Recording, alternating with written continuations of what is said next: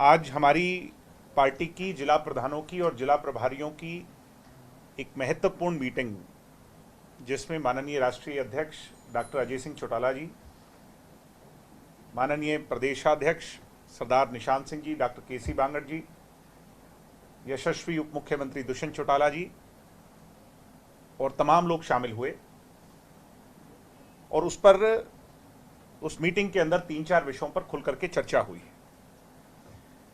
सबसे बड़ा मुद्दा था 25 तारीख को स्वर्गीय जननायक चौधरी देवीलाल जी का 108वां जन्मदिवस, जो सदैव हम एक त्यौहार, एक फेस्टिवल के तौर पर मनाते हैं, उस 108वें जन्मदिवस को इस वर्ष कैसे मनाया जाएगा और पार्टी के कार्यकर्ताओं के लिए क्या आदेश होगा, उसको लेकर के आज सभी से राय मशवरा हुआ, डिस्ट्रिक्ट यूनिट से, डिस्ट्रिक्ट प्रभारियों से, और सभी की राय के बाद ये फैसला हुआ। 2 ऐसे क्षेत्र हैं, कैथल शहर यानी कैथल जिले के अंदर कैथल शहर और दादरी जिले के अंदर दादरी शहर। 22 जिलों में ये 2 ही ऐसे जिले हैं जिसमें जिला हेडक्वार्टर पर स्वर्गीय चौधरी देवीलाल जी की कोई प्रतिमा नहीं लगी हुई। इस बार जननायक जनता पार्टी की तरफ से 25 सितंबर की तारीख को स्वर्गीय चौधरी देवीलाल जी के जन्मदिवस के शुभ उपलक्ष्य पर विशाल उनकी स्मृति में बड़े स्टैच्यू जननायक जनता पार्टी लगाने जा रही है, जिसका इनॉग्रेशन स्वयं डॉक्टर अजय सिंह चौटाला जी, निशांत सिंह जी, भाई दुष्यंत चौटाला जी और तमाम लोग वहां पहुंच करके करेंगे। पहले कैथल का करेंगे, उसके पश्चात दूसरा कार्यक्रम दादरी का रहेगा।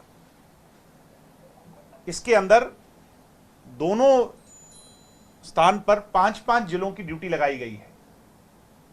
5 जिले के कार्यकर्ता एक स्थान पर एकत्रित होंगे, दूसरे स्थान पर एकत्रित होंगे। इसके साथ साथ दुष्यंत जी का एक मिशन है, स्वर्गीय चौधरी देवीलाल जी की सोच पर जो चल रहा है, education for the betterment, education for the rural.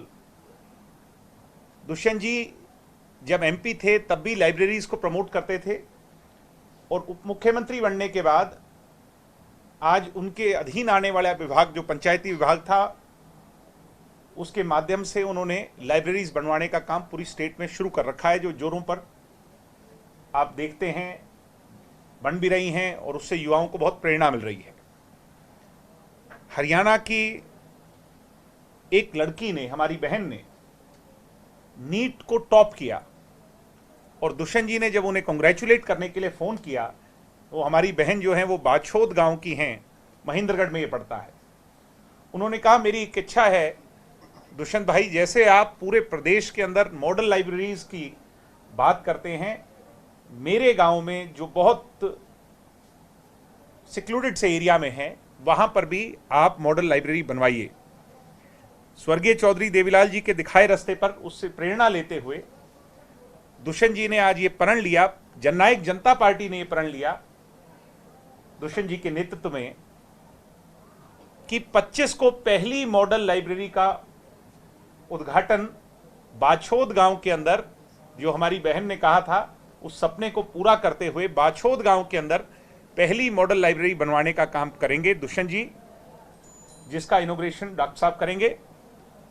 और हमारे पार्टी के स्थापना दिवस जो बड़ी रैली होगी 9 दिसंबर को, उससे पहले ये प्रण लिया है आज कि स्वर्गीय चौधरी देवीलाल जी का 108वां वर्ष है, उसमें 108 model library, state of the art model libraries party, Jannayak Janta Party पूरे प्रदेश भर में हर जो ब्लॉक हैं, उन हर ब्लॉक में एक बनवाने का काम मॉडल लाइब्रेरीज करेगी, जिससे युवाओं को प्रेरणा मिल सके, शिक्षा की ओर अग्रसर हो सके।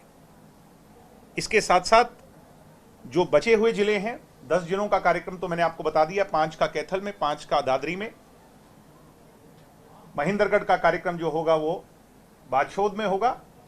इसके अलग जो बचे हुए शेष जिले हैं, 10-11 जिले, उन सभी के कार्यक्रम कहीं कहीं ब्लड डोनेशंस, जहां जैसे हम देखते हैं कालका के अंदर मलेरिया का, डेंगू का बड़ा प्रकोप है, तो वहां ब्लड डोनेट किया जाए, हेल्थ चेकअप्स लगाए जाएं। कुछ जिलों के अंदर बुजुर्गों का सम्मान, चौधरी देवीलाल जी बुजुर्गों के लिए जो उन्होंने काम किए वैसा इस धरती पे कोई कर नहीं सकता। आज बुजुर्ग उन्हें याद करते हैं। जहां कहीं पेंशन को लेकर के बुजुर्गों को समस्या आ रही है, कुछ जिले ऐसे हैं जिसमें हमारी यूनिट्स गांव-गांव जाएगी और बुजुर्गों से जाकर बातचीत करेगी। जिसकी पेंशन गलत कटी है उनकी पेंशन बनवाने का काम सामाजिक कल्याण विभाग के साथ मिलकर के 25 तारीख को वो सारा डाटा इकट्ठा कर करके उनकी मदद करने का काम करेंगे। ये तमाम जो मैंने विषय बताया लाइब्रेरीज को कंप्लीट करने का, ये 25 से शुरू होंगी और 9 तारीख दिसंबर के महीने 75 दिन से का ये लगभग समय है, इसके अंदर ये कंप्लीट हो जाएगा। इसके अलहदा चुनावों पर चर्चा हुई। जैसा आप सभी जानते हैं कि रिपोर्ट सबमिट होनी थी, आज बंद लिफाफे में सभी जिला अध्यक्षों ने अपनी रिपोर्ट को दे दिया और मुझे उम्मीद है बहुत जल्द हमारी पार्टी और सबसे पहला दल हम होंगे जो इस पर फैसला हम लेंगे। ये डॉक्टर साहब ने फैसला लेना है, हमारे राष्ट्रीय अध्यक्ष ने। ऑर्गेनाइजेशन स्ट्रक्चर पर चर्चा हुई। पिछली जो मीटिंग थी उसमें यह था कि क्या हमारे हर सेल के हल्का स्तर तक कार्यकारिणी कंप्लीट है या नहीं। कहीं जो कमियां पेशियां थी, आज मैं बड़े विश्वास से कह सकता हूं कि पूरी ऑर्गेनाइजेशन ने बड़ी मजबूती से काम किया और हमारा अकेला ऐसा संगठन है जिसकी तमाम सेल और पूरा स्ट्रक्चर जो कहते हैं वो बड़ी मजबूती से आज हरियाणा में खड़ा हुआ है। राजस्थान का आने वाला 2023 का चुनाव, उस पर लेकर के आज हमारी मीटिंग में चर्चा हुई।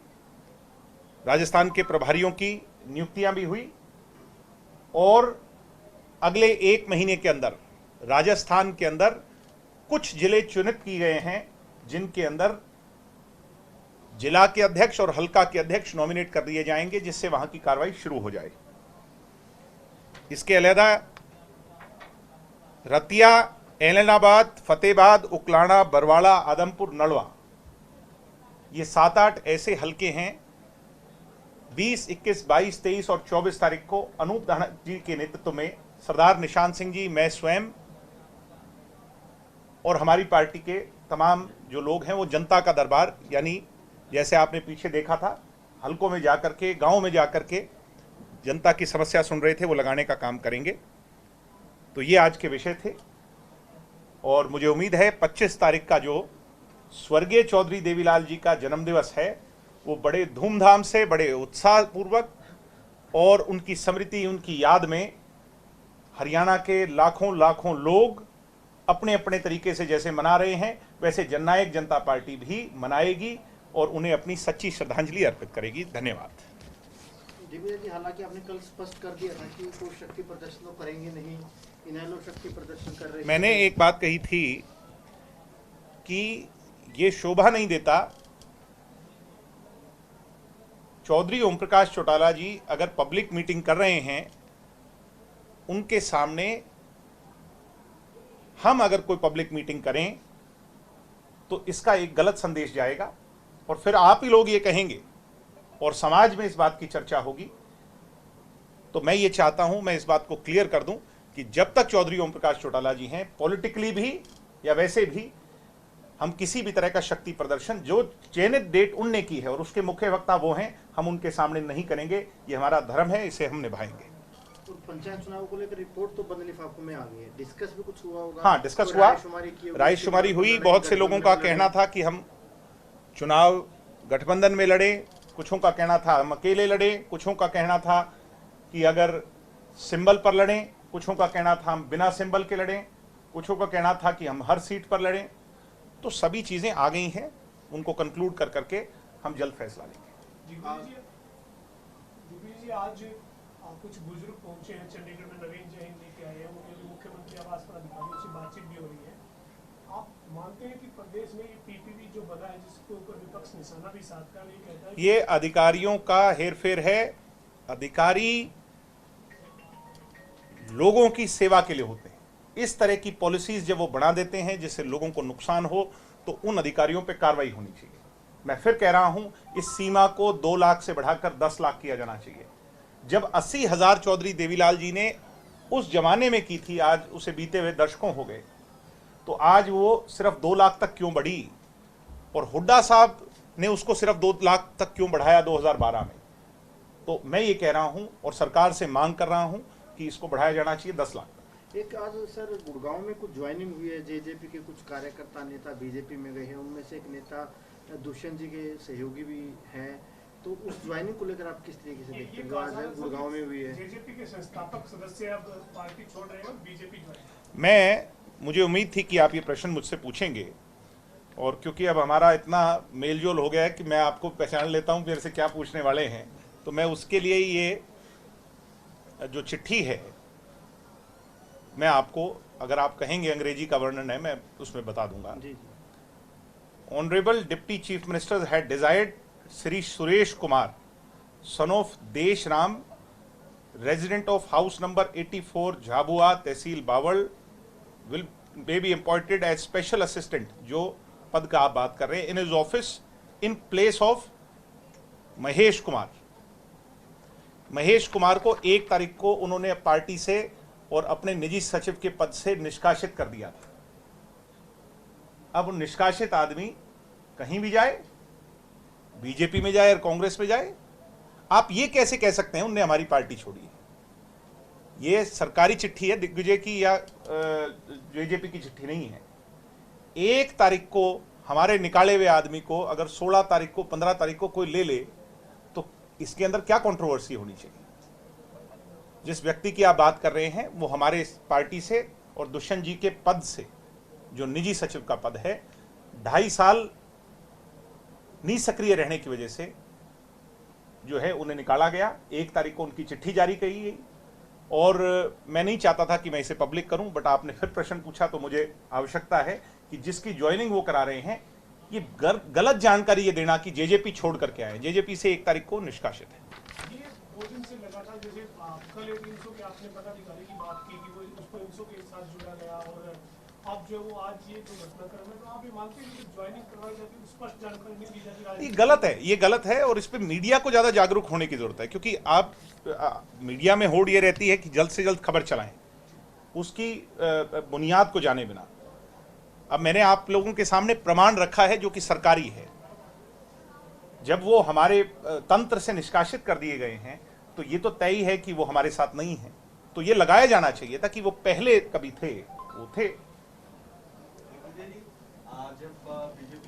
बट कांग्रेस वालों ने तो जो ज्वाइनिंग कराई वो तो कभी भी नहीं थे। जब बीजेपी के राष्ट्रीय अध्यक्ष ने दोनों दलों की बैठक की, तो उस दौरान कोई ऐसी सहमति बनी थी कि दोनों दलों के कार्यकर्ताओं को एक दूसरे दल में शामिल नहीं करवाया? ऐसा है जी कि मैंने आपके सामने एक बात रखी, ये हमारे दल के हैं ही नहीं, हमारे दल से निष्कासित हैं। अब रिजेक्टेड माल को कोई ले ले तो मैं क्या करूं?